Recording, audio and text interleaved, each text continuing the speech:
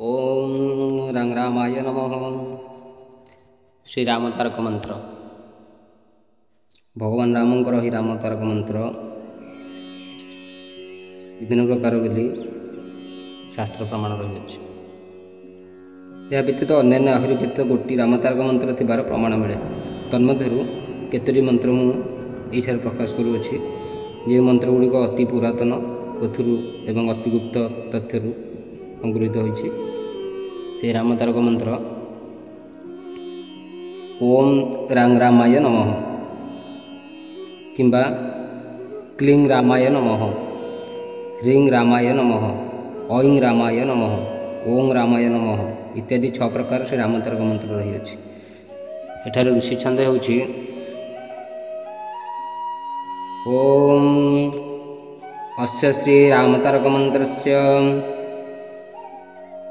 ब्रह्मा ऋषि गायत्री छंद श्रीराम देवता राजीवं नमः सीता शक्ति इत्यादि इति कीलकम श्रीरामचंद्र प्रसाद वृत्त्यर्थे जपे विनियोग। ऋषि दिन सही बोली हम ओम श्री राम तारक मंत्रस्य ब्रह्म ऋषि गायत्री छंद श्रीराम देवता राजीवं नमः शक्ति राम तारक मंत्र जपे विनियोग। यह हूँ आमर राम तारक मंत्र। जो तारक मंत्र जपी दस्युरत्नाकर वाल्मीकि परिणत होते एवं कवि सम्राट उपेन्द्र भंज कवि सम्राट हो पारे यही राम तारक मंत्र जप कर। सेथिमध्यरु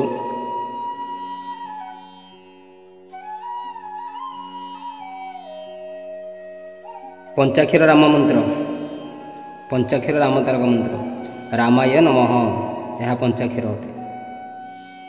षडाक्षर होची रांग रामाय नमः यह षडाक्षर मंत्र अटे। सप्ताक्षर होची रामचंद्राय स्वाहा ये सप्ताक्षर राम तारक मंत्र।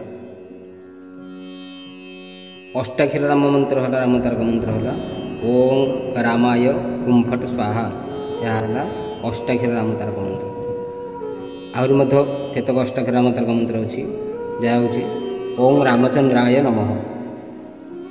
आहु मध्य अष्टाक्षर राम तारक मंत्र आउ केतोटी अच्छी जहाँ हूँ ओं रामचंद्राय नमः ओं रामभद्राय नमः।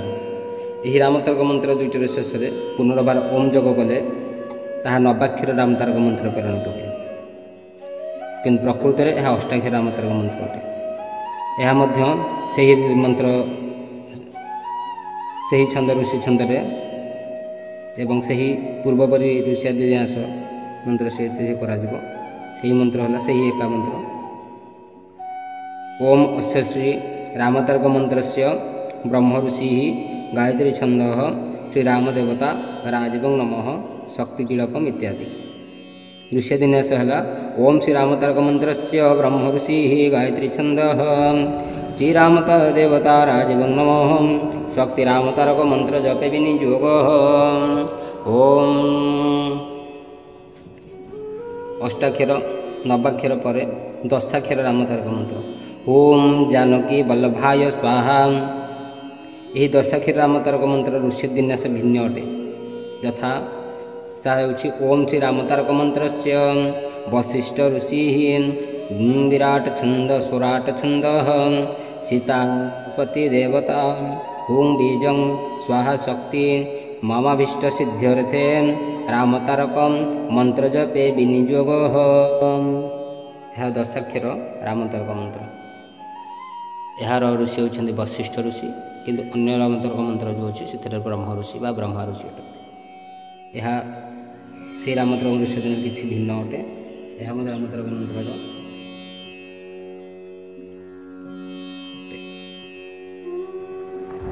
यह व्यतीत अन्य आहरी केत गोटी राम तारक मंत्र थोड़ा प्रमाण मिले। जपरी एकादशाक्षरी मंत्र ओम ह्रीं श्रीं श्रीं दासरथाय नमः ओम ह्रीं श्रीं श्री दासरथाय नमः यह एकादशाक्षर राम तारक मंत्र।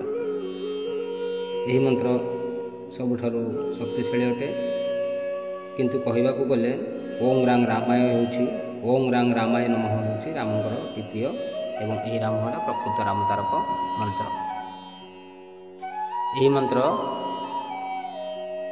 ପ୍ରତିଦିନ 1 ମାଳା 2 ମାଳା 10 ମାଳା ଯେତେ ଅଧିକ ଜପିବେ ବା ଜପ କରିବେ ତୁଳସୀ ମାଳାରେ ରାମଙ୍କର ଆଶୀର୍ବାଦ ପ୍ରାପ୍ତ ହେବ, ଏହା ସିଦ୍ଧ ହୋଇଥାଏ। ଜୟ ଜଗନ୍ନାଥ।